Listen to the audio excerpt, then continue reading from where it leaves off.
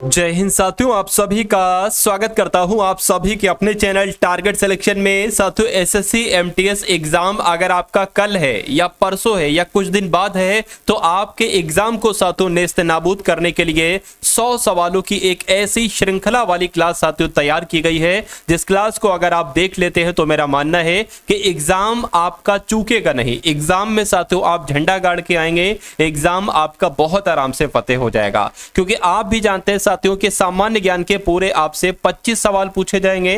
तो ये समझ लीजिए, अगर आपने इन 100 सवालों को तैयार कर लिया तो कुछ नहीं 8 से 10 सवाल आप साथियों यहां से देखेंगे। तो अपने एग्जाम को क्रैक करने के लिए सभी सवालों को बहुत अच्छे तरीके से देखिएगा। सभी सवाल चुनिंदा है, बहुत संभावित हैं जो आपके एग्जाम में साथियों पूछे जाएंगे। पहला सवाल आपकी स्क्रीन पर है साथियों, डीआरडीओ की स्थापना कब की गई थी। अगर आपसे पूछा जाए साथियों डीआरडीओ का हेडक्वार्टर कहां पर है, तो इसका हेडक्वार्टर कहां पर आप लोग ध्यान रखेंगे, नई दिल्ली में इसका हेडक्वार्टर है। क्या इसका हेडक्वार्टर कहां पर है? नई दिल्ली में इसका हेडक्वार्टर है। अगर आपसे पूछा जाए कि डीआरडीओ के प्रमुख कौन है साथियों, तो समीर वी कामत का नाम आप लोग ध्यान रखेंगे। किसका नाम आप लोग ध्यान रखेंगे साथियों? समीर वी कामत जो है ना, ये डीआरडीओ के अध्यक्ष हैं, प्रमुख है। अगर बात करते हैं डीआरडीओ की स्थापना कब हुई थी, तो 1958 में ही डीआरडीओ की स्थापना हुई थी। यह भी आपको मालूम होना चाहिए भाई। जिनका भी आंसर यहां पर ऑप्शन नंबर ए है, मैं कहूंगा बिल्कुल करेक्ट है। उसके बाद देखिए अगला सवाल है कि माजुली एक नदी द्वीप है। बिल्कुल सही। जो निम्नलिखित में से किस नदी पर स्थित है? तो ये किस नदी पर स्थित है साथियों? ब्रह्मपुत्र नदी पर स्थित है। ये सवाल आपसे बहुत पूछा जाता है। तो माजुली असम में जो ब्रह्मपुत्र नदी है, इस नदी के बीच में स्थित एक बड़ा नदी द्वीप है। अगर आपसे पूछा जाए दुनिया का सबसे बड़ा नदी द्वीप कौन सा है, तो आप लोग क्या बताएंगे साथियों? माजुली नदी द्वीप बताएंगे। जब हम साथियों माजुली की बात करते हैं, किसकी बात करते हैं? माजुली की बात करते हैं, क्योंकि एक सवाल आपसे बहुत पूछा जाता है, वो मैं आपको यहां पर साथियों बता देता हूं। आपसे पूछा जाता है कि असम की सांस्कृतिक राजधानी क्या है। क्या साथियों आपसे पूछा जाएगा कि असम की सांस्कृतिक राजधानी अगर आपसे पूछा जाए तो आपको क्या बताना है साथियों? माजुली ही आपको बताना है, ठीक है ना। तो जितने इंपॉर्टेंट फैक्ट मैंने आपको बताए हैं वो आप लोग ध्यान रखेंगे। उसके बाद देखिए अगला सवाल है कि 9 डिग्री चैनल किसको किससे जोड़ता है। तो 9 डिग्री चैनल की अगर बात करें साथियों, मिनिकाय से मुख्य भूमि द्वीप को जोड़ता है। ये आप लोग यहां पर ध्यान रखेंगे। जिनका भी आंसर ऑप्शन नंबर ए के साथ है, मैं कहूंगा बिल्कुल करेक्ट है। नेक्स्ट नंबर का सवाल देखिए कि निम्नलिखित में से कौन सा तथ्य पीसी महालनोबिस, जिन्होंने भारत की पंचवर्षीय योजनाओं के निर्माण में योगदान दिया था, पीसी महालनोबिस ने क्या किया था? पंचवर्षीय योजनाओं में योगदान दिया था। ये किससे संबंधित नहीं थे? हमें मालूम होना चाहिए इनका संबंध किससे किससे था। देखिए, उन्होंने भारतीय सांख्यिकी संस्थान की स्थापना की थी। अब डायरेक्ट यहां से 3-4 सवाल बनेंगे। आपसे पूछा जाए कि भारतीय सांख्यिकी संस्थान की स्थापना किसने की थी, तो आप लोग ध्यान रखेंगे पीसी महालनोबिस ने की थी। ये संबंधित हैं। उन्होंने सांख्य पत्रिका की शुरुआत की, तो बिल्कुल सही। अगर आपसे पूछा जाए किसने सांख्य पत्रिका की शुरुआत की, तो महालनोबिस जी ने।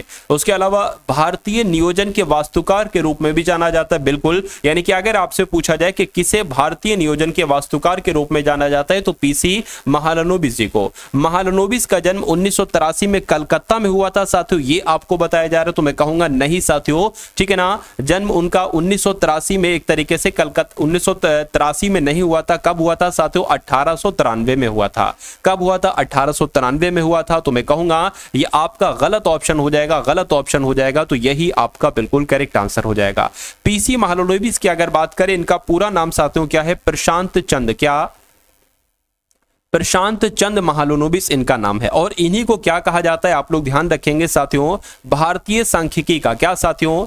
भारतीय सांख्यिकी का जनक कहा जाता है। भारतीय सांख्यिकी का जनक किसे कहा जाता है? पीसी महालनोबिस को कहा जाता है। तो जितना मैं आपको पढ़ा रहा हूं, जो कुछ मैं आपको बता रहा हूं साथियों, ये सारी चीजें आप लोग ध्यान रखेंगे। और ऐसे कुल मिला के 100 क्वेश्चन मैं आपको करवाना चाह रहा हूं। यानी कि एक ऐसे साथियों क्वेश्चंस की श्रृंखला आपके सामने से बहुत तेजी के साथ गुजरने वाली है, जो आपकी सिलेक्शन के लिए साथियों गारंटी देती है, ठीक है ना। कहने के भारतीय संविधान का कौन सा भाग केंद्र शासित प्रदेशों से संबंधित है? तो मैं कहूंगा भाग 8 जो है ना, भाग 8 साथियों केंद्र शासित प्रदेशों से संबंधित है। अगर आपसे पूछता भाग 1 के बारे में कि आखिर भाग 1 में किसका जिक्र किया गया, तो आप लोग ध्यान रखेंगे संघ और उसका जो राज्य क्षेत्र है ना, इसके बारे में बताया गया है। अगर आपसे पूछता साथियों भाग 2 में किसका जिक्र किया गया, क्या भाग 2 में? तो भाग 2 में साथियों नागरिकता का जिक्र किया गया। क्या? था कि नागरिकता किसको दी जाएगी, क्या क्या नागरिकता की शर्तें हैं। अगर आपसे एग्जाम में पूछता कि भाग 3 में क्या है तो आप क्या बताते साथियों, मौलिक अधिकार के बारे में बताते,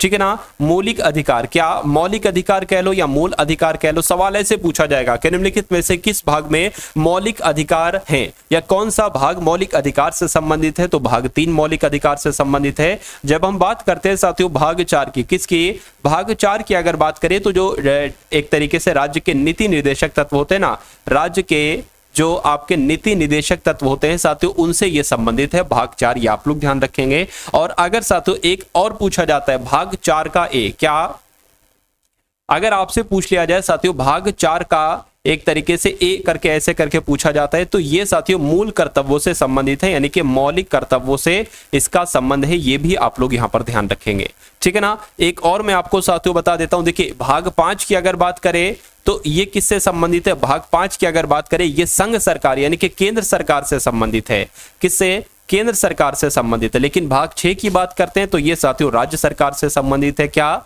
ये राज्य सरकार से संबंधित है, ये भी आप लोग यहां पर ध्यान रखेंगे, ठीक है ना। चलिए भाई बहुत बढ़िया, वेरी गुड क्लास। चलिए उसके बाद देखिए अगले नंबर का सवाल है कि निम्नलिखित में से किस भारतीय राज्य के साथ लोक नृत्य लेजिम संबंधित है। तो लेजिम ये साथियों कहां का लोक नृत्य है, मैं कहूंगा ये तो महाराष्ट्र में किया जाता है। ये कहां पर किया जाता है साथियों, ये महाराष्ट्र में लोक नृत्य किया जाता है, ये आप सभी लोग यहां पर ध्यान रखेंगे। अगर हम बात करते हैं साथियों अरुणाचल प्रदेश की, तो एक अरुणाचल प्रदेश का नृत्य है जो बहुत पूछा जाता है, आप लोग ध्यान रखेंगे साथियों, आजी लहामू, क्या साथियों, आजी लहामू लोक नृत्य कहां का है, तो ये अरुणाचल प्रदेश का है। झारखंड का एक साथियों है झूमर, क्या झूमर की अगर बात करें झूमर झारखंड में भी किया जाता है। और केरल की अगर बात करते हैं साथियों, देखिए जिसके भी अंत में एक तो कथकली आप लोग ध्यान रखेंगे कि कथकली कहां का है भैया, केरल का है। और जिसके अंत में अट्टम आ जाए, क्या आ जाए, अट्टम आ जाए, वो कहां का नृत्य होगा, वो साथियों केरल का नृत्य होगा। उसके बाद देखिए अगला सवाल है आपकी स्क्रीन पर साथियों, अगर देखिए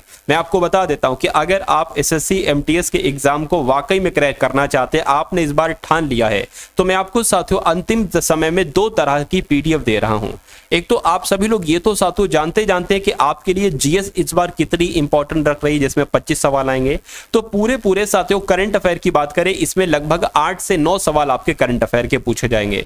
तो मैं तो साथियों पिछले 8 महीनों की 1000 क्वेश्चंस की, 1 लाइनर क्वेश्चंस की साथियों पीडीएफ आपको दे रहा हूं, ठीक है ना, करंट अफेयर की। मेरा मानना है कि अगर आप इन 1000 क्वेश्चन को साथियों सरसरी निगाहों से एक बार देखकर चले जाएंगे तो आपके जितने भी करंट अफेयर के क्वेश्चन आएंगे सभी से पीडीएफ से आएंगे। उसके अलावा साथियों मैं आपको 10 मॉक टेस्ट अवेलेबल करा रहा हूं, क्या मैं आपको 10 मॉक टेस्ट अवेलेबल करा रहा हूं। इसकी अगर बात करें, इसमें साथियों मैथ का, रीजनिंग का हर एक कॉन्सेप्ट कवर है। उसके अलावा साथियों जो भी इंपॉर्टेंट जीएस के सवाल बनते हैं, एक्सपेक्टेड हैं, जो आपके आने हैं, वो साथियों हैं। उसके अलावा इंग्लिश भी इसमें है। तो जैसे एक मॉडल पेपर में एक आपका जो पेपर होगा उसमें 90 क्वेश्चन आएंगे, तो ऐसे 90 क्वेश्चन के 10 मॉक टेस्ट आपके लिए तैयार किए गए, जस्ट एग्जाम से पहले तैयार किए गए हैं। तो ये दोनों पीडीएफ आपको सिर्फ और सिर्फ 45 रुपए में दी जा रही है। कीमत तो इनकी साथियों 200 रुपीज है, लेकिन साथियों ये 45 रुपए में कि हर बच्चा जितना गरीब हो, भले कम पैसे हो, वो साथियों इसको ले ले और अपने एग्जाम को क्रैक कर ले। तो अगर इन पीडीएफ को आप लगा लेंगे सरसरी निगाहों से एग्जाम से पहले तो तकरीबन आपका 65 से 70% पेपर तो यहीं से फंसेगा। तो कैसे पीडीएफ आप ले सकते हैं, डिस्क्रिप्शन में एक लिंक है एसएससी एमटीएस पीडीएफ करके, मोर लिखा होगा, आप लोग देख रहे होंगे साथियों मोर लिखा है। तो एसएससी डिस्क्रिप्शन में एसएससी एमटीएस पीडीएफ पर जब आप क्लिक करेंगे तो आप हमारे व्हाट्सएप पर आ जाएंगे। वहां पर आपको एक क्यूआर कोड दिया जाएगा, उस क्यूआर कोड पर 45 का पेमेंट करके आप इस पीडीएफ को प्राप्त कर सकते हैं, ठीक है ना। तो इसको एग्जाम से पहले जरूर लगा लीजिएगा। अब उसके बाद देखिए कि भारतीय राष्ट्रीय ध्वज को कब अपनाया गया, डायरेक्ट सवाल पूछा जाएगा। तो 22 जुलाई 1947 को भारतीय राष्ट्रीय ध्वज को अपनाया गया था। नेक्स्ट नंबर का सवाल है कि योजना आयोग की स्थापना भारत सरकार के द्वारा साथियों कब की गई थी, बताइए।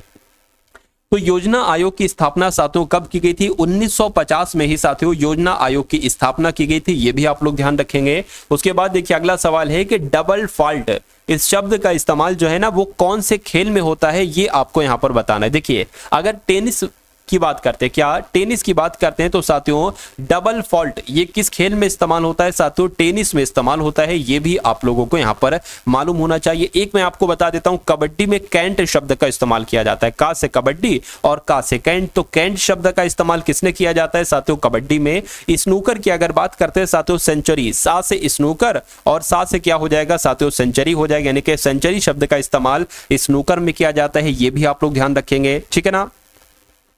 उसके अलावा साथियों यहां पर अगर हम लोग बात करते हैं, ठीक है ना, और टेनिस की अगर बात करें तो डबल फॉल्ट का इस्तेमाल किया जाता है। उसके बाद देखिए अगले नंबर का सवाल है कि 1920 का भारतीय राष्ट्रीय कांग्रेस का अधिवेशन निम्नलिखित में से किस स्थान पर हुआ था? मुझे बताइए। देखिए 1920 में जो भारतीय राष्ट्रीय कांग्रेस का अधिवेशन हुआ था, ये कहां पर हुआ था साथियों? ये नागपुर में हुआ था। कहां पर हुआ था? ये नागपुर में हुआ था। ये भी आप लोगों को यहां पर मालूम होना चाहिए 1920 का, ठीक है ना। चलिए उसके बाद देखिए नेक्स्ट नंबर का सवाल है आपकी स्क्रीन पर। मुझे बताइए कि प्रसिद्ध बौद्ध ग्रंथ का नाम, यानी कि इन चारों ऑप्शन में से जो एक प्रसिद्ध बौद्ध ग्रंथ है ना, उसका नाम क्या है साथियों? दीघ निकाय है। आप लोग ध्यान रखें, सवाल आपके एग्जाम में पूछा जा सकता है। तो दीघ निकाय क्या है? ये एक बौद्ध ग्रंथ है, यानी कि बौद्ध धर्म से संबंधित ही ग्रंथ है। उसके बाद देखिए भारत में प्रत्येक वर्ष संविधान दिवस को कब मनाया जाता है? मुझे बताइए। देखिए अगर बात करते हैं, देखिए 26 नवंबर को कौन सा दिवस मनाया जाता है? संविधान दिवस मनाया जाता है। अगर आपसे एग्जाम में मान लीजिए पूछ ले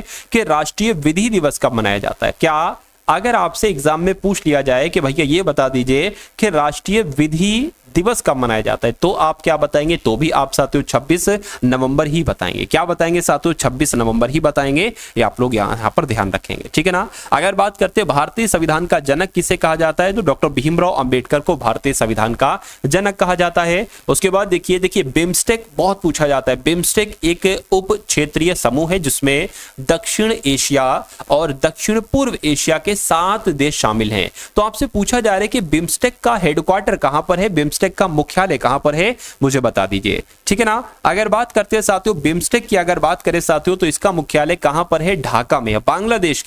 बांग्लादेश की राजधानी है। क्या बांग्लादेश की राजधानी साथियों ढाका में ही बिम्स्टेक का मुख्यालय है। ये भी आप लोग ध्यान रखेंगे। अगर बिम्स्टेक में कौन कौन से सदस्य हैं मैं आपको सरसरी तौर से बता देता हूं। जैसे कि अपना भारत है, भारत का जो पड़ोसी देश है नेपाल वो है, भारत का पड़ोसी देश बांग्लादेश है, पड़ोसी देश भूटान है, श्रीलंका है, म्यांमार है, थाईलैंड है, ठीक है ना। ये सारे देश साथियों बिम्स्टेक में शामिल हैं। उसके बाद देखिए भारतीय अर्थव्यवस्था का प्राथमिक क्षेत्र क्या है, मुझे बताइए। देखिए अगर बात करें भारतीय अर्थव्यवस्था का प्राथमिक क्षेत्र क्या बैंकिंग है? नहीं। सूचना प्रौद्योगिकी है? नहीं साथियों। कृषि, देखिए कृषि है भारतीय अर्थव्यवस्था का प्राथमिक क्षेत्र। उसके अलावा साथियों क्या है? एक तरीके से डेयरी भी है। क्या डेयरी भी है? और उसके अलावा साथियों वानिकी जो है ना, वानिकी, ये भी साथियों वानिकी भी भारतीय अर्थव्यवस्था का प्राथमिक क्षेत्र है। क्योंकि कृषि की जगह अगर वानिकी आ जाए तो वानिकी आपका राइट आंसर हो जाएगा। खनन भी है और उसके अलावा अगर बात करते हैं साथियों मत्स्य भी है, ठीक है ना। ये साथियों भारतीय अर्थव्यवस्था के प्राथमिक क्षेत्र हैं। ये आप सभी लोगों को मालूम होना चाहिए। नेक्स्ट नंबर का सवाल है आपकी स्क्रीन पर साथियों, देखते रहिए और मुझे बताते रहिए आपका राइट आंसर क्या होगा। चलिए, वह उपकरण जिसके द्वारा यह परीक्षण किया जाता है कि कोई वस्तु आवेश का चालन कर रही है या नहीं, ये किसके रूप में साथियों जानी जाती है? विद्युत दर्शी के रूप में जानी जाती है। ये आप लोग ध्यान रखेंगे। सही जवाब आपका डी के साथ जाएगा। उसके बाद देखिए साथियों अगले नौसेना प्रमुख के रूप में किसे नियुक्त किया गया है? तो किसे नियुक्त किया गया है? इनका नाम है दिनेश कुमार त्रिपाठी। क्या नाम है इनका? इनका नाम है साथियों दिनेश कुमार त्रिपाठी और ये नौसेना प्रमुख के रूप में साथियों बनाए गए हैं। ये भी आप लोग यहां पर ध्यान रखेंगे। उसके बाद देखिए अगला सवाल है कि आई कैन कोच ये पुस्तक है, इस पुस्तक की श्रृंखला साथियों किसने लिखी है, मुझे बताइए। तो ये किसने लिखी है? ये सिद्धार्थ राजशेखर ने लिखी है। किसने लिखी है? सिद्धार्थ राजशेखर ने ही साथियों आई कैन कोच, ठीक है ना। क्या मैं कोच बन सकता हूं? मैं कोच बन सकता हूं, आई कैन कोच पुस्तक लिखी है सिद्धार्थ राजशेखर ने। उसके बाद देखिए अगला सवाल है साथियों करंट अफेयर का कि ग्लोबल जेंडर गैप इंडेक्स 2024 में भारत ने कौन सा स्थान हासिल किया है? तो भारत ने साथियों 129वां स्थान हासिल किया है। कौन सा स्थान हासिल किया है? 129वां स्थान हासिल किया है। ये भी आप लोगों को मालूम होना चाहिए। उसके बाद देखिए नेक्स्ट नंबर का सवाल है कि किस मीडिया कंपनी की AI न्यूज एंकर सना ने एआई नेतृत्व वाले न्यूज रूम ट्रांसफॉर्मेशन के लिए 2024 ग्लोबल मीडिया अवार्ड जीता है। आपसे पूछा जा सकता है, तो इंडिया टुडे आप लोग ध्यान रखें, क्योंकि ये इंडिया टुडे मीडिया कंपनी की एआई न्यूज एंकर है सना। चलिए भाई, उसके बाद देखिए अगला सवाल है कि नौटंकी का संबंध किस राज्य से है, मुझे बताइए। देखिए आपके अंदर साथियों एक आग होना चाहिए। अगर आप वाकई में एसएससी एमटीएस एग्जाम को साथियों क्रैक करना चाहते हो, पास करना चाहते हो, तो आपके अंदर एक आग होना चाहिए और इस आग का आपको सही जगह इस्तेमाल करना चाहिए। अपनी मेहनत के साथ, अपनी मेहनत से साथियों आपको इसमें सिलेक्शन लेना है, ना कोई गलत तरीके से। तो आप अगर ये मानते हैं, देखिए अगर कोई बच्चा ये पूछता है कि भाई मैं 2 घंटे डेली पढ़ लेता हूं या मैं 3 घंटे डेली पढ़ लेता हूं, तो मेरे हिसाब से साथियों ऐसा नहीं है। आपको एक टारगेट बनाना चाहिए कि आज मुझे इतना इतना पढ़ना, इतना इतना कंप्लीट करना है, मुझे ये सर के टारगेट सिलेक्शन की जितनी क्लास आएंगी। देखिए मैं ज्यादा क्लास देता नहीं हूं और जितनी देता हूं वो आपके लिए साथियों बहुत होती है, संपूर्ण निचोड़ उसमें होता है। तो साथियों आप अपनी भी पढ़ाई करिए बहुत शानदार, क्योंकि रिवीजन बहुत इंपॉर्टेंट है। रिवीजन आप चाहते हो कि जो हमारी क्लासेस हैं उनसे भी कर सकते हो साथियों, ठीक है ना। तो कुल मिला के अगर बात करते हैं साथियों, जैसे कि मैं आपको जो पीडीएफ दूंगा उससे आप पढ़ाई करिए, जो मैं आपको करंट अफेयर की पीडीएफ दूंगा उससे आप पढ़ाई कीजिए, ठीक है ना। और मैं जो एक्सपेक्टेड क्वेश्चन लेकर आता हूं, क्योंकि स्मार्टली वर्क कैसे आप करोगे, कम समय में परीक्षा वाला कंटेंट आप कैसे पढ़ोगे, जब टारगेट सिलेक्शन से जो क्लासेस आएंगी वही तो एक्सपेक्टेड क्वेश्चन होंगे और वही आपसे साथियों डायरेक्ट पूछे जाते हैं, ठीक है ना। तो साथियों हजारों हजार सिलेक्शन दिए हैं टारगेट सिलेक्शन चैनल ने और अगला नंबर आपका है। तो आप देर ना कीजिए साथियों, चैनल पर अगर आप लोग नए हैं और चैनल को अभी तक आपने सब्सक्राइब नहीं किया है तो साथियों चैनल को सब्सक्राइब कर लीजिए, क्योंकि आपके सिलेक्शन में साथियों एक बहुत बड़ी भूमिका निभाएगा। और अगर वीडियो को आपने लाइक नहीं किया है तो वीडियो को भी तुरंत लाइक करके बेल आइकन पर क्लिक कर दीजिए, ठीक है ना। चलिए, नौटंकी का संबंध साथियों कहां, तो नौटंकी कहां का है साथियों, ये तो उत्तर प्रदेश में किया जाता है। कहां किया जाता है, उत्तर प्रदेश में किया जाता है। उसके अलावा अगर बात करें साथियों यहाँ पर और जो आपसे क्वेश्चंस पूछे जाते हैं वो ये पूछे जाते हैं कि जैसे कि आप लोग ध्यान रखेंगे राजस्थान के कौन कौन से साथियों लोक नृत्य हैं। तो राजस्थान का एक, देखिए राजस्थान में आप जरूर घूमे होंगे, तो घूमर जो है ना ये राजस्थान का एक लोक नृत्य हो जाएगा। उसके अलावा अगर बात करें, एक बहुत आपसे पूछा जाता है कि कालबेलिया, क्या साथियों कालबेलिया लोक नृत्य कहाँ का है, तो कालबेलिया जो नृत्य है ना ये कहाँ का है, ये भी साथियों राजस्थान का है। महाराष्ट्र का लावड़ी आपसे पूछा जाता है कि लावड़ी लोक नृत्य कहाँ किया जाता है, तो लावड़ी नृत्य कहाँ किया जाता है, महाराष्ट्र में किया जाता है। और गुजरात में कौन सा किया जाता है, गुजरात में गरबा किया जाता है। तो इतनी जानकारी आप लोग ध्यान रखेंगे। नेक्स्ट नंबर का सवाल है, देखिए मुझे बताइए कि सही जवाब आपका यहाँ पर क्या होगा। कहने की जो देखनी नृत्य है, ये देखनी क्या है, ये देखनी एक नृत्य है। तो देखनी नृत्य साथियों कहाँ पर किया जाता है, अगर इसकी बात करें ना, ये ईसाई लड़कियों के द्वारा किया जाता है। ईसाई लड़कियों के द्वारा साथियों ये नृत्य किया जाता है। और कहां पर किया जाता है, ये साथियों गोवा में किया जाता है। इस प्रकार आपका सही जवाब यहां पर जाएगा ऑप्शन नंबर सी के साथ। उसके बाद देखिए सोनल मानसिंह शास्त्रीय नृत्य से जुड़े थे, यानी कि कौन से नृत्य से इनका संबंध था, इनका संबंध था साथियों भरतनाट्यम से। किससे इसका संबंध था इनका, साथियों भरतनाट्यम से इनका संबंध था, ये आप लोग ध्यान रखेंगे। उसके बाद देखिए अगला सवाल है कि भारत के संविधान का कौन सा अनुच्छेद समान नागरिक संहिता को परिभाषित करता है। अगर यहां पर बात करें, देखिए जो समान नागरिक संहिता है ना, इसके बारे में कौन सा अनुच्छेद कहता है, मैं कहूंगा अनुच्छेद 44 कहता है, ये आप लोग ध्यान रखेंगे। और एक अनुच्छेद 24 है जो कि बहुत इंपॉर्टेंट। देखिए जिन बच्चों की उम्र होगी साथियों 14 वर्ष से, क्या 14 वर्ष से कम अगर उम्र है, उनको साथियों किसी खतरे के काम में नहीं लगाया जा सकता, यानी कि ऐसे काम में नहीं लगाया जा सकता कि उनकी जान पर खतरा है। तो इस बात का जिक्र अनुच्छेद 24 में किया गया है, ये आप लोग ध्यान रखेंगे, ठीक है ना। ये आपसे बहुत पूछा जाता है। और एक अनुच्छेद 44 आप ध्यान रखेंगे कि समान नागरिक संहिता का यहाँ पर जिक्र किया गया है। खैर उसके बाद देखिए नेक्स्ट नंबर का सवाल है आपकी स्क्रीन पर कि भारत के राष्ट्रपति के लिए चुनाव लड़ने के लिए उम्मीदवार की न्यूनतम आयु कितनी होनी चाहिए, मुझे बताइए। तो कितनी साथियों होनी चाहिए, अगर किसी को राष्ट्रपति बनना है तो उसको 35 वर्ष उम्र चाहिए होती है। अगर राष्ट्रपति बनना है साथियों तब भी 35 वर्ष उम्र चाहिए होती है, या अगर राज्यपाल बनना है तब भी 35 वर्ष उम्र चाहिए होती है, ठीक है ना। उसके अलावा अगर बात करते हैं, अगर प्रधानमंत्री बनना है तो साथियों 25 वर्ष उम्र चाहिए होती है, या अगर मुख्यमंत्री बनना है साथियों तो कितनी, तब भी साथियों 25 वर्ष उम्र चाहिए होती है, ये आप लोग ध्यान रखेंगे। वोट देने के लिए 18 वर्ष उम्र चाहिए होती है, ये आप सभी लोग यहां पर ध्यान रखेंगे, ठीक है ना।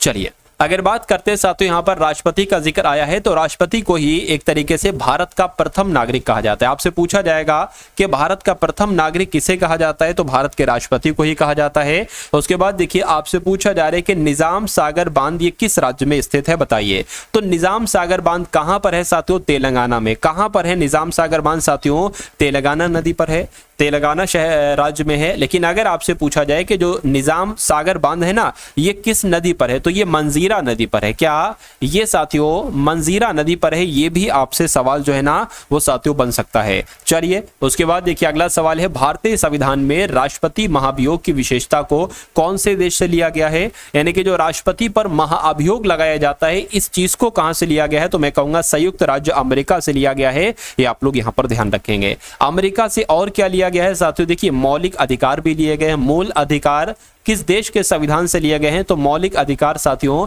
ये अमेरिका के संविधान से लिए गए हैं, ये आप लोग ध्यान रखेंगे। उसके अलावा मैंने आपको बताया जो राष्ट्रपति पर महाअभियोग लगता है, ये भी साथियों किस पे, ये अमेरिका के संविधान से लिए गए हैं, आप लोग ध्यान रखेंगे, ठीक है ना।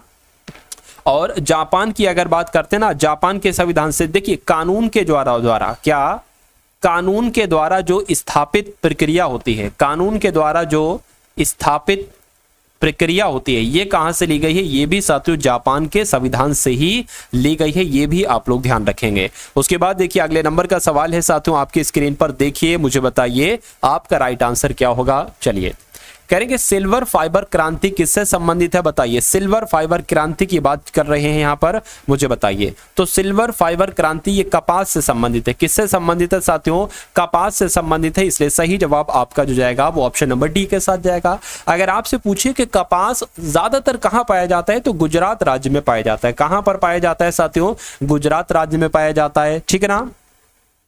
चलिए उसके बाद देखते हैं नेक्स्ट नंबर का सवाल है कि कब संविधान सभा ने भारत के लिए एक प्रारूप संविधान तैयार करने के लिए डॉक्टर भीमराव अंबेडकर की अध्यक्षता में एक प्रारूप समिति का गठन किया था। सवाल बहुत टॉप लेवल का है और क्वेश्चन आपसे पूछा जाएगा, आप लोग बस डेट ध्यान रखेंगे कि 29 अगस्त 1947 यानी कि 29 अगस्त 1947 को संविधान सभा ने भारत के लिए एक प्रारूप संविधान तैयार करने के लिए डॉक्टर भीमराव अंबेडकर की अध्यक्षता में एक प्रारूप समिति का गठन किया था। कब किया था, 29 अगस्त 1947 को किया गया था, ये आप लोग यहां पर ध्यान रखेंगे। और प्रारूप समिति के देखिए, प्रारूप समिति में एक तो अध्यक्ष थे, क्या एक तो अध्यक्ष थे और साथियों 6 सदस्य थे। 6 सदस्य का भी नाम मैं आपको बता सकता हूं, लेकिन ये आपसे एग्जाम में नहीं पूछे जाते। प्रारूप समिति की अध्यक्षता किसने की थी, यहां पर नाम लिखा हो डॉक्टर भीमराव अंबेडकर ने की थी। उसके बाद देखिए अगला सवाल है साथियों कि निम्नलिखित में से कौन सा देश ब्रिक्स का सदस्य देश नहीं है। साथियों देखिए और मुझे बताइए कि आपका राइट आंसर यहां पर क्या हो सकता है। देखिए ब्रिक्स की अगर बात करें ना, तो इसमें 5 देश शामिल हैं। कितने देश शामिल हैं साथियों, 5 देश इसमें शामिल हैं। एक तो साथियों अपना भारत शामिल है, क्या अपना भारत शामिल है साथियों। उसके अलावा इसमें चीन शामिल है, रूस शामिल है, क्या साथियों, रूस शामिल है। और उसके अलावा यहां पर ब्राजील शामिल है, यानी कि ब्राजील हो गया, रूस हो गया, भारत, चीन हो गया। उसके अलावा साथियों दक्षिण अफ्रीका शामिल है, क्या दक्षिण अफ्रीका भी शामिल है।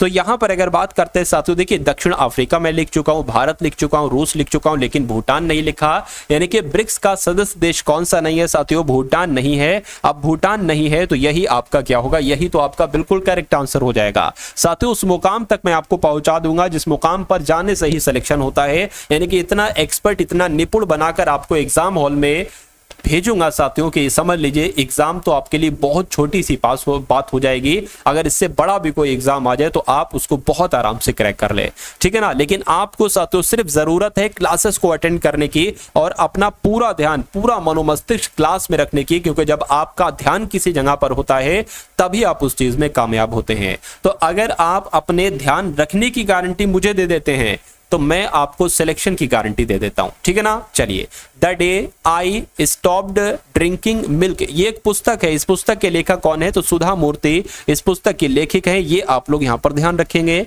उसके बाद देखिए राष्ट्रीय मतदाता दिवस कब मनाया जाता है, मुझे बताइए। राष्ट्रीय मतदाता दिवस कब मनाया जाता है, बताइए। देखिए अगर बात करते हैं साथियों कब मनाया जाता है, क्या 25 जनवरी को मनाया जाता है, मैं कहूंगा बिल्कुल। राष्ट्रीय मतदाता दिवस तो साथियों 25 जनवरी को मनाया जाता है। अगर 15 जनवरी की बात करें कि 15 जनवरी को कौन सा दिवस मनाया जाता है? तो सेना दिवस कब मनाया जाता है साथियों? 15 जनवरी को सेना दिवस मनाया जाता है। उसके अलावा साथियों 4 जनवरी भी आपसे बहुत पूछा जाता है कि 4 जनवरी को कौन सा दिवस मनाया जाता है? तो विश्व ब्रेल दिवस मनाया जाता है। आपसे पूछा जाएगा कि विश्व ब्रेल दिवस कब मनाया जाता है? साथियों 4 जनवरी को मनाया जाता है। ये भी आप लोगों को मालूम होना चाहिए। उसके अलावा अगर बात करते हैं साथियों 22 अप्रैल को कौन सा दिवस मनाया जाता है? बहुत पूछा जाता है।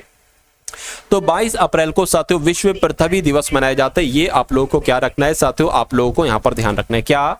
विश्व पृथ्वी दिवस अगर आपसे पूछ ले कि विश्व पृथ्वी दिवस कब मनाया जाता है? तो 22 अप्रैल को मनाया जाता है विश्व पृथ्वी दिवस। उसके अलावा 24 अप्रैल भी आपसे बहुत पूछा जाता है। 24 अप्रैल ऐसे नहीं पूछा जाएगा 24 अप्रैल को कौन सा दिवस, ऐसे भी पूछ सकता है, लेकिन ज्यादातर चांसेस में जो आपसे पूछा जाता है वैसे पूछा जाएगा कि राष्ट्रीय क्या साथियों राष्ट्रीय पंचायती दिवस कब मनाया जाता है? राष्ट्रीय पंचायती दिवस कब मनाया जाता है? तो आपको बता देना है कि 24 अप्रैल को राष्ट्रीय पंचायती दिवस मनाया जाता है। ठीक है ना? चलिए भाई, और एक और पूछा जाता है 23 दिसंबर का। 23 दिसंबर की जब हम बात करते हैं तो किसान दिवस मनाया जाता है। कौन सा दिवस साथियों?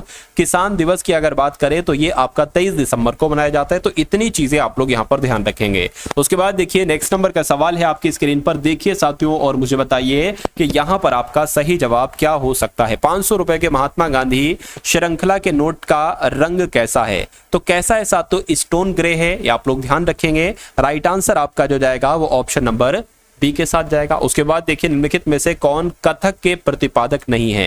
यानी कि कथक में साथियों किसका किसका योगदान रहा? तो मैं कहूंगा साथियों कथक में अगर बात करें किसका योगदान रहा? शंभू महाराज का रहा, बिरजू महाराज का रहा, सितारा देवी का रहा, लेकिन किशन महाराज का नहीं रहा। क्यों? कि पंडित किशन महाराज की अगर बात करते हैं साथियों ये तबला वादक हैं। क्या? ये तो तबला वादक हैं, तबले वादक से संबंधित, यानी कि तबला ये बजाते हैं। कथक से इनका कोई लेना देना साथियों नहीं है, ये आप लोगों को मालूम होना चाहिए। चलिए भाई, उसके बाद देखिए अगला सवाल है कि निम्नलिखित विकल्पों में से कौन भारत में हिमालय का सबसे ऊंचा पर्वत शिखर है? बताइए। तो हिमालय का सबसे ऊंचा पर्वत शिखर जो है वो कंचनजंगा है। कौन सा है साथियों? कंचनजंगा है, ये आप लोगों को मालूम होना चाहिए। अगर आपसे ये पूछ ले कि दुनिया का तीसरा सबसे ऊंचा पर्वत कौन सा है? क्या दुनिया का तीसरा सबसे ऊंचा पर्वत साथियों कौन सा है? तो आपको कंचनजंगा ही बताना है। कंचनजंगा की कितने मीटर ऊंचाई है? तो 8586 मीटर इसकी ऊंचाई है। ये भी आप लोगों को साथियों मालूम होना चाहिए। ठीक है ना? चलिए, और दुनिया का सबसे ऊंचा पर्वत कौन सा है साथियों? माउंट एवरेस्ट है, ये भी आप लोग ध्यान रखेंगे। इसकी ऊंचाई कितनी है? 8848 मीटर इसकी ऊंचाई, 8848 मीटर इसकी ऊंचाई है। ठीक है ना? चले भाई, उसके बाद देखिए नेक्स्ट नंबर का सवाल है आपकी स्क्रीन पर, देखिए और मुझे बताइए कि राइट आंसर क्या हो सकता है कि अमीनो अम्ल के निर्माण खंड, यानी कि अमीनो अम्ल जो है ना ये खनिज पदार्थ के निर्माण का खंड है? नहीं, विटामिन का भी नहीं, कार्बोहाइड्रेट का भी नहीं साथियों, प्रोटीन आपका राइट आंसर होगा। यानी कि अमीनो अम्ल क्या है? एक प्रोटीन है, यानी कि अमीनो अम्ल प्रोटीन के निर्माण का खंड है। ये आप लोग साथियों यहां पर ध्यान रखेंगे। उसके बाद देखिए नेक्स्ट नंबर का सवाल है, हंसदेव अरण्य अभियान में उनके प्रयासों के लिए एशिया से 2024 गोल्डमैन पुरस्कार किसने जीता है? तो 2024 का गोल्डमैन पुरस्कार किसने जीता है अगर आपसे पूछा जाए तो आलोक शुक्ला ने जीता है, आप लोग ध्यान रखेंगे। उसके बाद अगर बात करते हैं, अगला सवाल है कि बिहार में नालंदा विश्वविद्यालय का नया परिसर कहां पर स्थित है जिसका उद्घाटन प्रधानमंत्री नरेंद्र मोदी ने किया? करंट अफेयर के वो सवाल हैं जो आपको आपके एग्जाम में देखने को मिलेंगे, तो आप लोग ध्यान रखेंगे साथियों। राजगीर में, यानी कि बिहार में नालंदा विश्वविद्यालय का नया सर कहां पर स्थित है? राजगीर में स्थित है, बिहार के राजगीर में, जिसका उद्घाटन नरेंद्र मोदी जी ने किया है। नेक्स्ट नंबर का सवाल है, कहा जा रहा है कि 12 वर्ष की प्रतीक्षा और 4 बार करीबी हार के बाद भारत के 85वें ग्रैंड मास्टर जो बने हैं वो कौन बने हैं? वो श्याम निखिल बने हैं। यानी कि सही जवाब आपका जो जाएगा वो ऑप्शन नंबर ए के साथ जाएगा।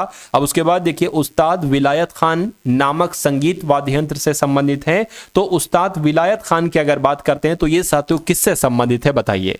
तो सितार से इनका संबंध है। किससे इनका संबंध साथियों? ये सितार वादक हैं, ये आप लोग यहां पर ध्यान रखेंगे। उसके बाद देखिए अगला सवाल है कि प्रसिद्ध भारतीय अभिनेत्री वैजंती माला निम्नलिखित में से किस नृत्य शैली की प्रतिपादक थी? तो इनका नाम आपने सुना होगा, ये साथियों भरतनाट्यम शैली की प्रतिपादक थी। इनका नाम क्या था? ये अभिनेत्री थी वैजंती माला इनका नाम था। उसके बाद देखिए अगला सवाल है कि निम्नलिखित में से कौन सा त्योहार केरल से संबंधित है? तो केरल में साथियों कौन सा त्योहार मनाया जाता है? मैं कहूंगा साथियों ओणम त्योहार कहां कहां पर मनाया जाता है, केरल में मनाया जाता है, आप लोग यहां पर ध्यान रखेंगे। अगर आपसे पूछ लिया जाए पोंगल के बारे में, देखिए पोंगल की जब हम बात करते हैं तो ये तमिलनाडु में भी मनाया जाता है। अगर आपसे पूछ लिया जाए पोंगल कहां का त्योहार है, तो अगर तमिलनाडु ऑप्शन में आए तमिलनाडु लगा देना, अगर तमिलनाडु ऑप्शन में ना आए तो साथियों आंध्र प्रदेश ऑप्शन में आएगा। क्या आंध्र प्रदेश ऑप्शन में आएगा, यानी कि तमिलनाडु में भी पोंगल त्योहार मनाया जाता है और आंध्र प्रदेश में भी पोंगल त्योहार मनाया जाता है। अगर हम बात करते हैं साथियों उगादी त्योहार की, तो उगादी त्योहार कहां पर साथियों मनाया जाता है, देखिए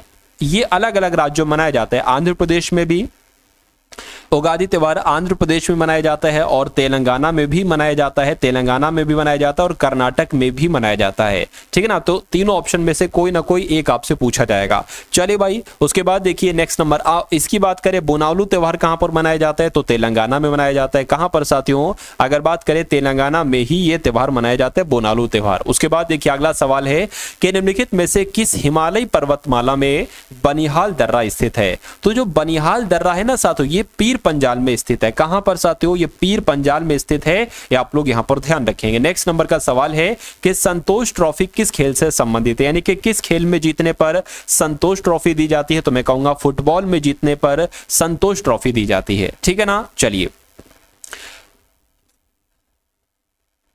उसके बाद देखिए अगला सवाल है कि नील नदी को किस देश की रीढ़ के रूप में जाना जाता है। तो अगर आपसे पूछा जाए कि मिस्र देश की रीढ़ के रूप में किसे जाना जाता है, तो आप नील नदी बताएंगे, या अगर आपसे पूछा जाए नील नदी को किस देश की रीढ़ के रूप में जाना जाता है, तो आप साथियों मिस्र बताएंगे। अगर नील नदी की हम बात करते हैं साथियों, तो दुनिया की सबसे लंबी नदी है, दुनिया की सबसे लंबी नदी है कौन सी नदी साथियों, नील नदी, आप लोग ध्यान रखेंगे। ठीक है ना, उसके बाद देखिए अगला सवाल है कि प्रसिद्ध सांची का स्तूप कहां पर स्थित है। तो प्रसिद्ध सांची का स्तूप कहां पर स्थित है साथियों, मध्य प्रदेश में स्थित है। उसके अलावा देखिए सांची का स्तूप भी मध्य प्रदेश में स्थित है। उसके अलावा अगर भरहुत स्तूप आपसे पूछा जाए, क्योंकि ये पूछा जा चुका है एग्जाम में, भरहुत स्तूप भी साथियों कहां पर स्थित है, मध्य प्रदेश में स्थित है। उसके अलावा अगर बात करें गौरी दत्त आपसे पूछा जाए, क्या आपसे पूछा जाए कि गौरी दत्त स्तूप कहां पर है, क्या गौरी दत्त स्तूप कहां पर है, तो ये भी साथियों मध्य प्रदेश में स्थित है, आप लोग ध्यान रखेंगे। ठीक है ना, चलिए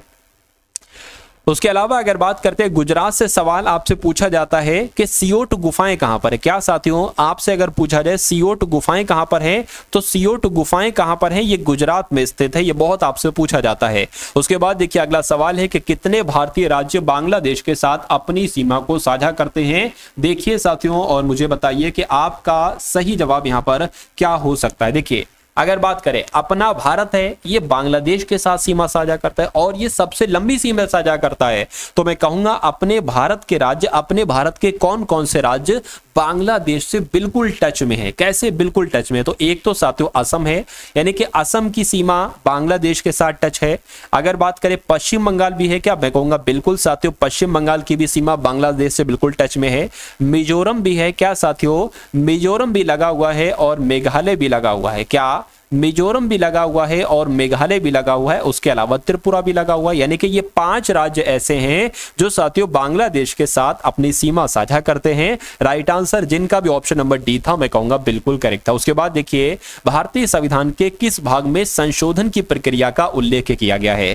देखिए संविधान में संशोधन हो सकता है, क्या हो सकता है संशोधन, तो इस बात का जिक्र जो किया गया वो कौन से भाग में किया गया, वो भाग 20 में किया गया है, ये आप सभी लोग याद रखेंगे। उसके बाद देखिए निम्नलिखित में से कौन दिल्ली का पहला सैयद शासक था। तो दिल्ली का पहला सैयद शासक साथियों कौन था, खिज्र खां थे। जो खिज्र खां थे ना, खिज्र खां की अगर बात करें साथियों 1414 से लेकर 1451 तक इनका कार्यकाल रहा था, किसका, खिज्र खां का। ठीक है ना, चलिए भाई उसके बाद अगर बात करते हैं नेक्स्ट नंबर का सवाल है कि निम्नलिखित में से किस व्यक्ति का मकबरा भारत के बाहर, यानी कि भारत में नहीं है, भारत के बाहर साथियों किसका मकबरा है। देखिए हुमायूं का मकबरा तो दिल्ली में है, ये बात आप लोग जानते होंगे। क्या हुमायूं का मकबरा दिल्ली में है, ठीक है ना। उसके अलावा जो जहांदार शाह है ना साथियों, जहांदार शाह का मकबरा जो है ना हुमायूं के मकबरे में ही है। जो हुमायूं का मकबरा है ना, हुमायूं को मकबरे में ही साथियों जहांदार शाह का मकबरा है। अगर हम बात करते हैं औरंगजेब की, तो साथियों औरंगजेब का मकबरा कहां पर है साथियों, खुलदाबाद में। कहां पर है साथियों, खुलदाबाद में है। ये आप सभी लोगों को यहां पर क्या रखना है साथियों, यहां पर आप सभी लोगों को याद रखना है, ठीक है ना। चलिए चलिए भाई, तो कुल मिला के आपका राइट आंसर क्या होगा? जहांगीर हो जाएगा, क्योंकि इनका मुख्यालय यहां पर नहीं है, पाकिस्तान के लाहौर में इनका मुख्यालय, पाकिस्तान के लाहौर में इनका क्या है? इनका मुख्यालय। तो इतनी जानकारी आप लोग साथियों ध्यान रखेंगे, यहां से आपसे सवाल पूछे जा सकते हैं। उसके बाद देखिए कि निम्नलिखित में से किसका गठन भारत के संविधान के अनुच्छेद 280 के तहत गठित किया गया है? तो किसका गठन किया गया है, ये बहुत आपसे सवाल पूछा जाता है। अनुच्छेद 280 के तहत साथियों किसका गठन किया गया है? वित्त आयोग का गठन किया गया है। ये आप सभी लोग यहां पर ध्यान रखेंगे। और वित्त आयोग का गठन जो है ना, ये राष्ट्रपति के द्वारा किया जाता है। अगर आपसे पूछा जाए पहला वित्त आयोग कब गठित किया गया, तो 1951 में पहला वित्त आयोग गठित किया गया। उसके अलावा अगर बात करें कि वित्त आयोग के प्रथम अध्यक्ष आपसे बहुत पूछे जाते हैं कि वित्त आयोग के प्रथम अध्यक्ष कौन थे? तो वित्त आयोग के प्रथम अध्यक्ष कौन थे साथियों? केसी नियोगी थे। कौन थे? केसी नियोगी ही वित्त आयोग के साथियों प्रथम अध्यक्ष थे। ये भी आप लोग यहां पर ध्यान रखेंगे। उसके बाद देखिए अगला सवाल है आपके स्क्रीन पर कि किस राज्य में सबसे बड़ी तटरेखा है? तो सबसे बड़ी तटरेखा किसकी है? देखिए अगर आपसे पूछा जाए भारत के लिए एक तरीके सबसे बड़ी तटरेखा किसकी है, सबसे लंबी तटरेखा किसकी है, तो बांग्लादेश आपको बताना है। लेकिन अगर राज्यों की पूछा जाए तो आपको साथियों गुजरात बताना है। क्या आपको बताना है? गुजरात आपको बताना है। तो इस सवाल का जवाब आपका क्या होगा साथियों? गुजरात आपका सबसे बिल्कुल सही जवाब हो जाएगा, क्योंकि गुजरात में भारत की सबसे बड़ी तटीय रेखा है। लेकिन एक सवाल और आपसे पूछा जाता है, सवाल थोड़ा सा चेंज कर दिया जाता है कि दक्षिण भारत में सबसे लंबी तटरेखा किसकी है? तो दक्षिण भारत में सबसे लंबी तटरेखा आंध्र प्रदेश की है। क्या? आंध्र प्रदेश की है। यह भी आप लोगों को यहां पर क्या होना चाहिए? आप लोगों को साथियों याद होना चाहिए। भाई बहुत बढ़िया, वेरी गुड क्लास। चलिए अब यहां पर साथियों मैं कुछ बातें आपको बता देता हूं जो आपके एग्जाम में आपसे साथियों डायरेक्ट पूछी जाती है। देखिए वीडियो में बने रहिएगा, क्योंकि पूरा निचोड़ हम लोग देख रहे हैं, वो चीजें देख रहे हैं जो साथियों आपसे एग्जाम में पूछी जाती हैं। अगर आपसे पूछा जाए, क्या आपसे पूछा जाए कि दक्षिण भारत का सबसे बड़ा राज्य कौन सा है? क्या अगर आपसे पूछा जाए कि दक्षिण भारत का सबसे बड़ा राज्य कौन सा है, दक्षिण भारत का सबसे बड़ा राज्य कौन सा है, तो आपको बताना है कर्नाटक है। कर्नाटक की अगर बात करें साथियों, एक नृत्य यहां पर किया जाता है जो आपसे बहुत पूछा जाता है, यक्षगान। यक्षगान नृत्य कहां पर किया जाता है? कर्नाटक में किया जाता है। कर्नाटक का पुराना नाम क्या था? क्या कर्नाटक का पुराना नाम क्या था साथियों? मैसूर था। कर्नाटक का पुराना नाम क्या था? मैसूर था। ये भी आप लोग यहां पर ध्यान रखेंगे, ठीक है ना। और जो मैसूर नाम से फिर क्या नाम हुआ? कर्नाटक नाम हुआ। तो आपसे ये सवाल पूछा जाता है कि प्राचीन नाम मैसूर था, अब उसका नाम कर्नाटक है। तो ये कर्नाटक नाम जो किया गया वो कब किया गया? तो 1973 में किया गया। ये भी आप लोग यहां पर ध्यान रखेंगे। भाई बहुत बढ़िया, वेरी गुड क्लास। एक सवाल और आपसे पूछा जाता है साथियों, वो भी मैं आपको बता देता हूं। उस सवाल की अगर बात करें ना साथियों, देखिए केरल के बारे में आपसे पूछा जाता है, भारत में मसालों का उद्यान किसे कहा जाता है? क्या पूछा जाता है? भारत में मसालों का उद्यान किसे कहा जाता है? भारत में मसालों का उद्यान किसे कहा जाता है? तो साथियों केरल को कहा जाता है। पहली बात आप लोग ध्यान रखेंगे। अगर बात करें साथियों, देखिए एक और सवाल आपसे पूछा जाता है कि 100% क्या 100% साक्षरता हासिल करने वाला, क्या 100% साक्षरता हासिल करने वाला पहला राज्य कौन सा बना है? तो केरल बना है। आप लोग ध्यान रखेंगे, ठीक है ना। चलिए इतनी जानकारी आप लोग ध्यान रखेंगे। और तमिलनाडु के बारे में आपसे पूछा जाता है कि स्थानीय राजनीतिक दलों का किला किसे कहा जाता है? तो तमिलनाडु को ही कहा जाता है। और मरीना बीच कहां पर स्थित है? आपसे पूछा जाएगा। क्या पूछा जाएगा कि मरीना बीच कहां पर है? तो मरीना बीच साथियों तमिलनाडु में ही स्थित है। आप लोग ध्यान रखेंगे। चलिए उसके बाद देख लेते हैं नेक्स्ट नंबर का सवाल है आपकी स्क्रीन पर। आपको यहां पर साथियों देखना है और बताना है कि सही जवाब क्या होगा कि भारतीय राष्ट्रीय गीत वंदे मातरम पहली बार किस राजनीतिक अवसर पर गाया गया था? तो किस राजनीतिक अवसर पर गाया गया था? INS सत्र यानी कि 1896 में गाया गया था। क्या यानी कि जो भारतीय राष्ट्रीय कांग्रेस का 1896 में साथियों इसका अधिवेशन हुआ था। कहां पर हुआ था? कलकत्ता में हुआ था। यहीं पर साथियों सबसे पहले राष्ट्रीय गीत को गाया गया था। ये आप लोग ध्यान रखेंगे। क्या ये आप लोग साथियों यहां पर ध्यान रखेंगे। चलिए भाई उसके बाद देखिए नेक्स्ट नंबर सवाल है आपकी स्क्रीन पर और आपको बताना है कि इस सवाल का जवाब आपका क्या होगा कि घूमर जो है ना ये किस राज्य का लोक नृत्य? बहुत आपसे पूछा जाता है। मैंने आपको बताया था आप लोग घूमे होंगे कहां? राजस्थान में। तो ये राजस्थान का एक नृत्य हो जाएगा। किसका एक नृत्य हो जाएगा साथियों? राजस्थान का एक नृत्य हो जाएगा। राजस्थान की अगर बात करते हैं साथियों, राजस्थान के और नृत्य है। एक तो चारी नृत्य किया जाता है। चारी नृत्य कहां किया जाता है? राजस्थान में किया जाता है। उसके अलावा कच्ची घोड़ी नृत्य कहां किया जाता है? क्या कच्ची घोड़ी नृत्य कहाँ किया जाता है साथियों? राजस्थान में किया जाता है, आप लोग ध्यान रखेंगे। बिहार की अगर बात करते हैं साथियों तो बिहार में एक नृत्य किया जाता है झुमरी। आपसे बहुत पूछा जाता है कि झुमरी कहाँ का भैया नृत्य है, तो ये बिहार में किया जाता है, ठीक है ना। झारखंड की अगर बात करें साथियों, पाइका नृत्य है, ये भी पूछा जाता है। पाइका नृत्य कहाँ पर किया जाता है साथियों? झारखंड में किया जाता है। और संथाल नृत्य कहाँ पर किया जाता है? ये भी आपका झारखंड में ही किया जाता है। बचा क्या? त्रिपुरा। त्रिपुरा की अगर बात करें आप लोग ध्यान रखेंगे, एक होता है साथियों हौजागिरी नृत्य। क्या त्रिपुरा में किया जाता है? हौजागिरी नृत्य। हौजागिरी नृत्य कहां पर किया जाता है? त्रिपुरा में किया जाता है। उसके बाद देखिए अगला सवाल है कि भूपर्पटी में सबसे प्रचुर मात्रा में पाई जाने वाली धातु कौन सी है, बता दीजिए। क्या आपका सही जवाब होगा? एल्यूमिनियम आपका बिल्कुल सही जवाब हो जाएगा, ठीक है ना। चलिए, अगर आपसे यह पूछा जाता कि पृथ्वी की सतह पर मौजूद सबसे भरपूर अधातु कौन सी है, तो अधातु अगर पूछा जाता तो आप साथियों ऑक्सीजन बताते, ठीक है ना। चलिए नेक्स्ट नंबर का सवाल है आपकी स्क्रीन पर। आपसे पूछा जा रहा है कि बिंबावती देवी किस भारतीय नृत्य शैली की प्रतिपादक हैं? तो ये साथियों मणिपुरी की प्रतिपादक हैं। किसकी प्रतिपादक हैं? ये मणिपुरी की प्रतिपादक हैं। ये आप लोग यहां पर ध्यान रखेंगे, ठीक है ना। अगर हम साथियों हम बात करते हैं यहां पर, देखिए कथकली मैं आपको कई बार बता चुका हूं केरल का है। कथकली की अगर बात करें ये केरल का है, आप लोग ध्यान रखेंगे, ठीक है। और ओडिशी साथियों कहां का है? ओडिशा का है। ये भी आप लोग यहां पर जो है ना वो साथियों ध्यान रखेंगे। चलिए उसके बाद देखिए अगला सवाल है आपकी स्क्रीन पर कि पर्यावरण प्रदर्शन सूचकांक 2024 में भारत का कौन सा स्थान है? तो पर्यावरण प्रदर्शन सूचकांक 2024 में 180 देशों की लिस्ट बनाई गई है, जिसमें से अपना भारत कौन से स्थान पर? 176वें स्थान पर है। ये आप लोग यहां पर ध्यान रखेंगे कौन से स्थान पर है साथियों? 176वें स्थान पर है।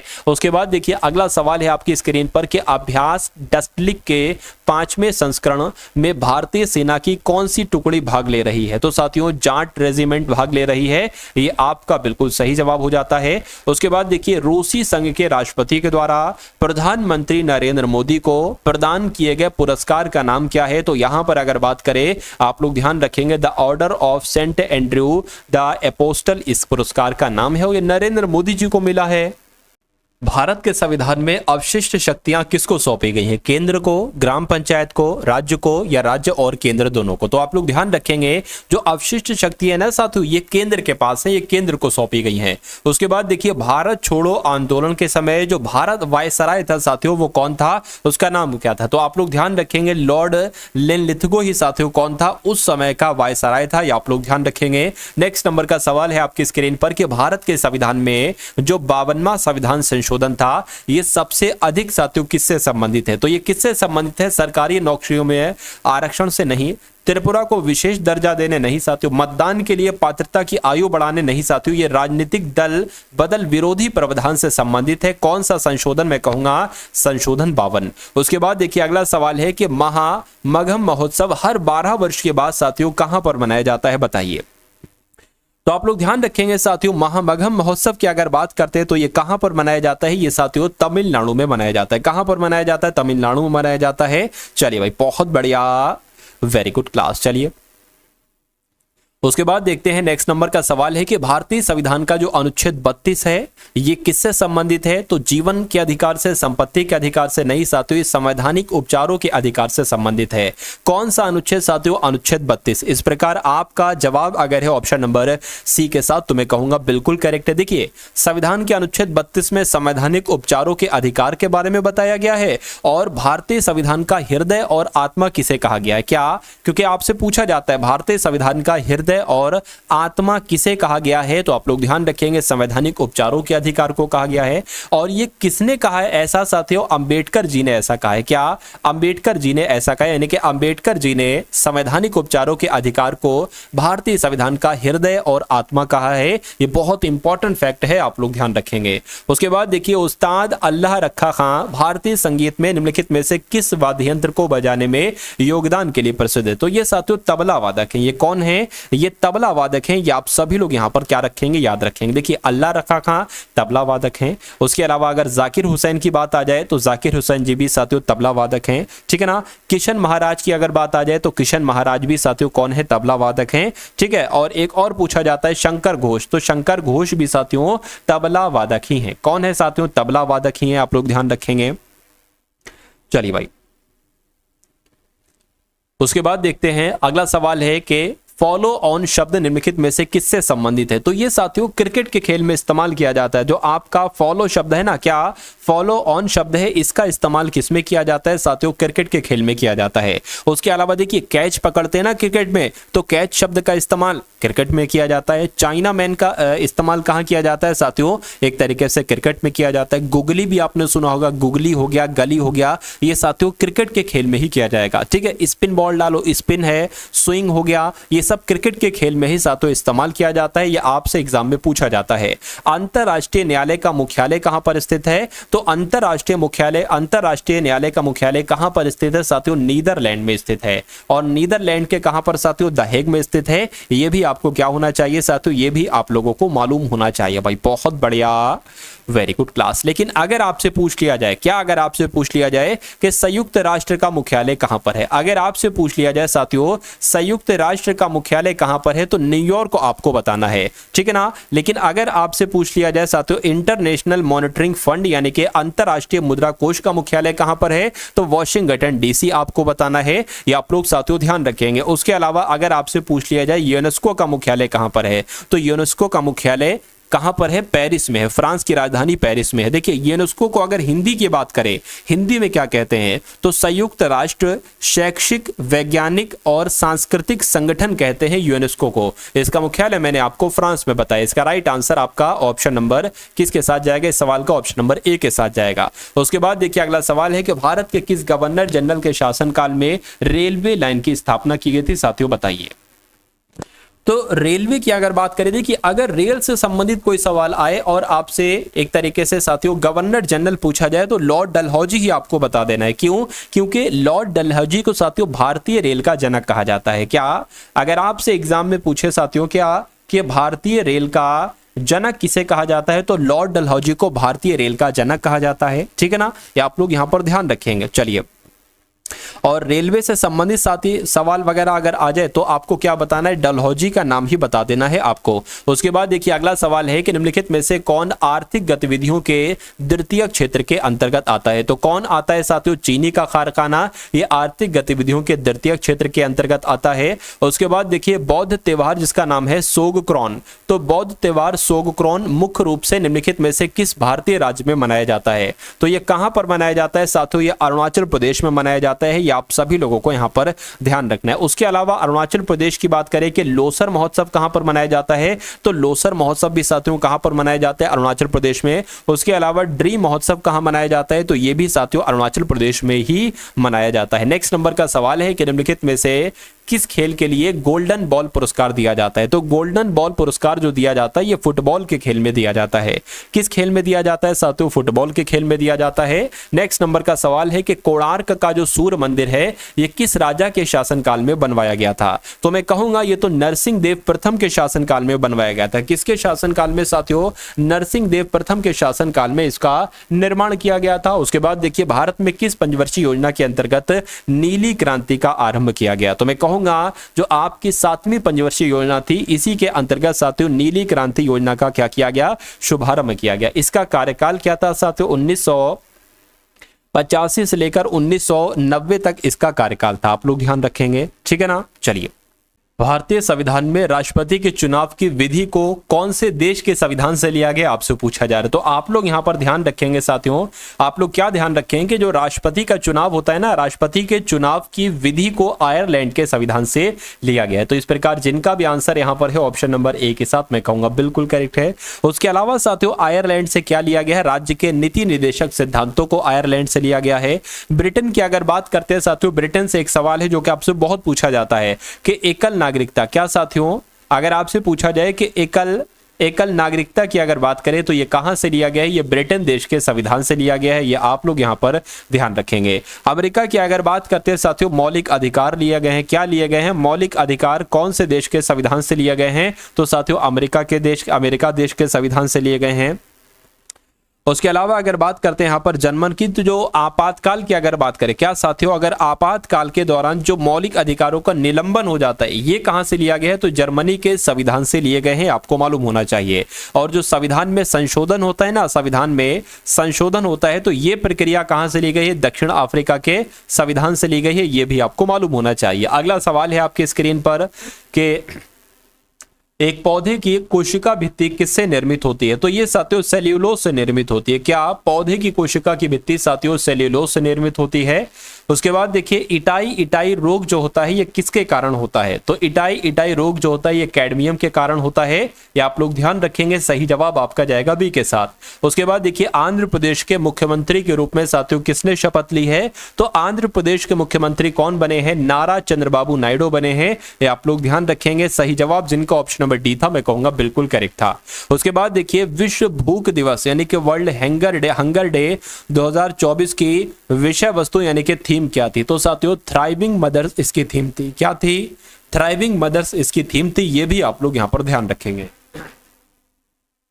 उसके बाद देखिए साथियों अगर बात करते हैं यहां पर नासा के प्रीफायर मिशन का मुख्य लक्ष्य क्या था, तो इसका मुख्य लक्ष्य क्या मंगल की सतह का अन्वेषण करना था, नहीं, पृथ्वी के ध्रुवों का अध्ययन करना था, मैं कहूंगा बिल्कुल सही। यानी कि नासा के प्रीफायर मिशन का जो उद्देश्य था, जो लक्ष्य था, वो पृथ्वी के ध्रुवों का अध्ययन करना था। इसलिए जिनका भी आंसर यहाँ पर ऑप्शन नंबर बी है, मैं कहूंगा बिल्कुल करेक्ट है। चलिए साथियों 100 सवालों को देखेंगे, तकरीबन 80 सवाल यहाँ पर हो चुके हैं, 20 सवाल साथियों और आपको यहाँ पर देखना है, ठीक है ना। तो इन सभी सवालों को साथियों आप लोग देखेंगे और मेरा मानना है कि एग्जाम आपका बहुत आराम से क्रैक हो जाएगा। डेली आपको साथियों यहां पर पढ़ाया जाता है बहुत शानदार तरीके से। तो जो लोग भी चैनल पर साथियों नए हैं, चैनल को सब्सक्राइब करके बेल आइकन पर क्लिक कर लीजिए, और जिन लोगों ने वीडियो को लाइक नहीं किया तो वीडियो को भी आप लोग लाइक कर दीजिए। उसके बाद देखिए भारत में स्टैच्यू ऑफ यूनिटी ये किसकी दुनिया की सबसे ऊंची प्रतिमा है, तो ये तो स्टैच्यू ऑफ यूनिटी जो है ना, ये सरदार वल्लभ भाई पटेल की जो कि प्रतिमा है साथियों, ये आप लोग ध्यान रखेंगे। और ये कहां पर है, ये साथियों गुजरात में है। क्या कहां पर है, ये गुजरात में साथियों। गुजरात की अगर बात करें तो नर्मदा घाटी है ना, नर्मदा घाटी पर है, नर्मदा घाटी पर है, नर्मदा घाटी पर है। कौन सी कॉलोनी के पास है, तो आप लोग ध्यान रखेंगे केवड़िया। क्या केवड़िया कॉलोनी के पास है, ये भी आपको मालूम होना चाहिए। चलिए उसके बाद देखिए अगला सवाल है कि किसका काल दिल्ली सल्तनत काल के रूप में जाना जाता है, तो किसका काल साथियों दिल्ली सल्तनत के रूप में जाना जाता है, देखिए और मुझे बताइए सही जवाब आपका क्या होगा। चलिए देखिए यहां पर अगर बात करें जो आपका 1206 से लेकर 1526 तक का कार्यकाल था, क्या 1206 से लेकर 1526 तक का साथियों काल था, ये दिल्ली सल्तनत के काल के रूप में जाना जाता है, ये आप लोग यहां पर साथियों ध्यान रखेंगे। उसके बाद देखिए अगला सवाल है कि सिंधु घाटी सभ्यता के लोग किसकी उपासना करते थे, बताइए। तो आप लोग ध्यान रखेंगे साथियों सिंधु घाटी सभ्यता के लोग पशुपति की पूजा करते थे, पशुपति की उपासना करते थे, आप सभी लोग यहां पर ध्यान रखेंगे। उसके बाद देखिए अगला सवाल है साथियों आपकी स्क्रीन पर, देखिए मुझे बताइए सही जवाब क्या होगा कि आप 16 यार्ड हिट शब्द को निम्नलिखित में से किस खेल से जोड़ेंगे। आप 16 यार्ड हिट को किस शब्द से जोड़ेंगे, तो मैं कहूंगा आप किस शब्द से जोड़ेंगे, फील्ड हॉकी से जोड़ेंगे। राइट आंसर आपका डी हो जाता है। जो 10 डिग्री चैनल है ये किन के बीच पाया जाता है, ये साथियों लिटिल अंडमान और कार निकोबार के बीच पाया जाता है, ये आप लोग ध्यान रखेंगे। जिनका आंसर जो लोग भी यहाँ पर ऑप्शन नंबर डी के साथ हैं, सॉरी सी के साथ हैं, बिल्कुल करेक्ट आपका आंसर हो जाएगा।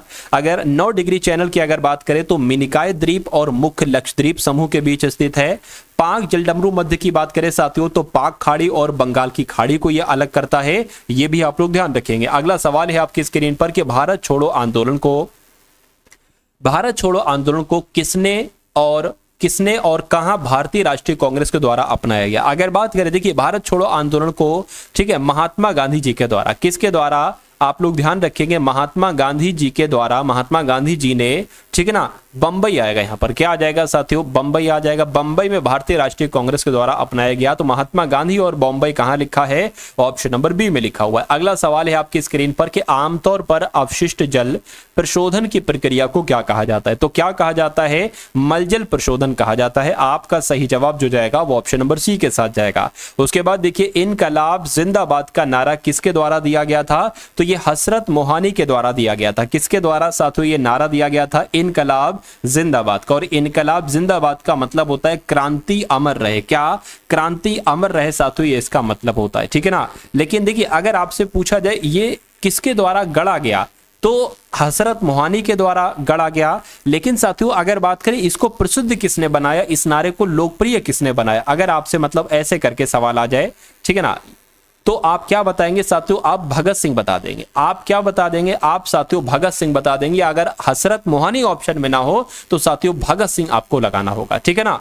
ये गढ़ा गया जो शब्द आया है ना, वो हजरत मोहानी साथियों यहां पर आपका राइट आंसर हो जाएगा। चलिए भाई उसके बाद देखिए नेक्स्ट नंबर का सवाल है आपकी स्क्रीन पर, बताइए कि नगर पालिकाओं से संबंधित जो अनुच्छेद 243 का वी है, इस किसके तहत वर्णित है? तो ये किसके तहत वर्णित है?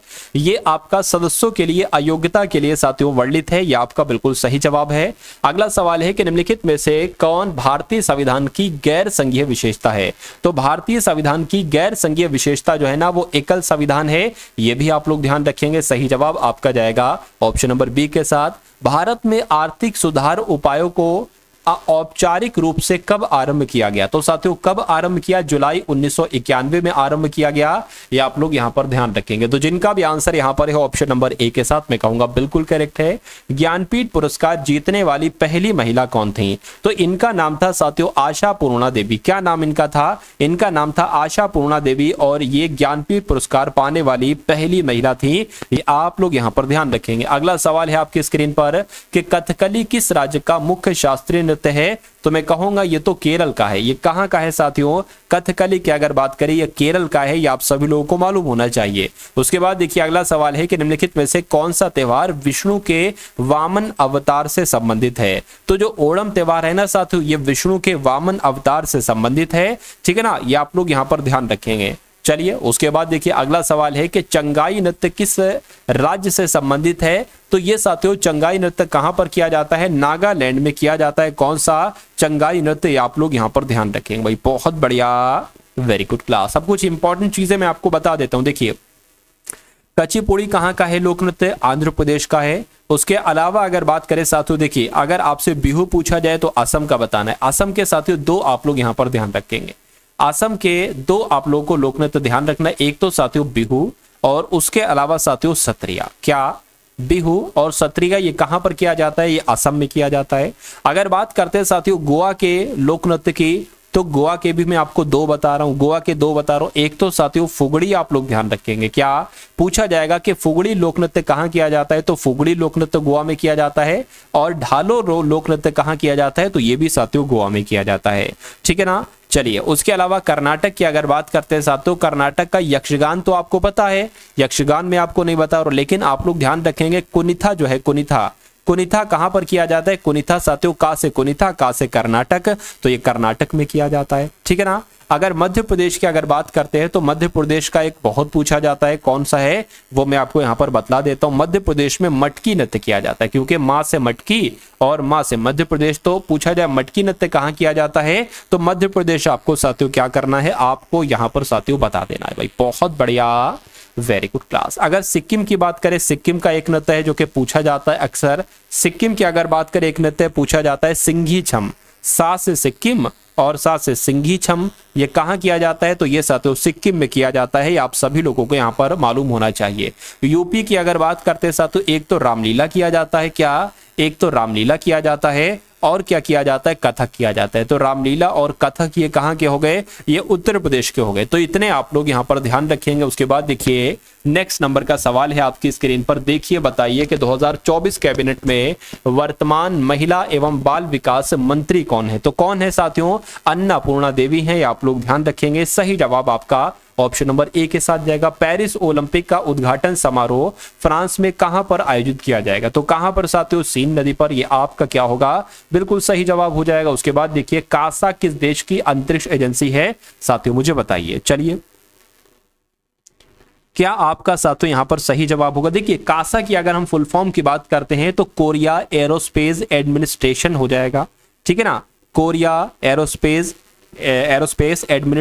एडमिनिस्ट्रेशन हो जाएगा, ठीक है ना। तो ये दक्षिण कोरिया की राष्ट्रीय अंतरिक्ष एजेंसी है, ठीक है। तो मैं कहूंगा दक्षिण कोरिया आपका यहाँ पर बिल्कुल सही जवाब हो जाएगा और यही आपका राइट आंसर है। उसके बाद देखिए, प्रधानमंत्री मोदी ने ठाणे और बोरीवली के बीच यात्रा का समय घटाकर 12 मिनट करने के लिए कितने रुपए की लागत वाली ठाणे बोरीवली ट्रेन टनल परियोजना का उद्घाटन किया है। तो मैं कहूंगा साथियों 16,600 करोड़, ये आपका बिल्कुल सही जवाब हो जाएगा। उसके बाद देखिए, आज की इस वीडियो का अंतिम सवाल आपकी स्क्रीन पर है कि कौन सा जीव त्वचा से सांस लेता है।